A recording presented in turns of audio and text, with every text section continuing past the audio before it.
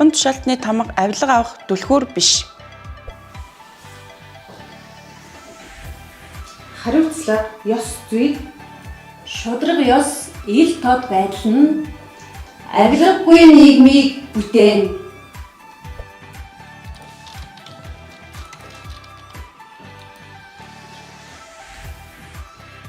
Авилга амьдралыг дэвтгэгч биш.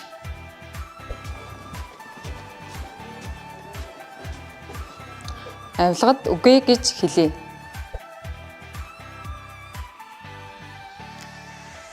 Авилгын эсрэг нэгдээ.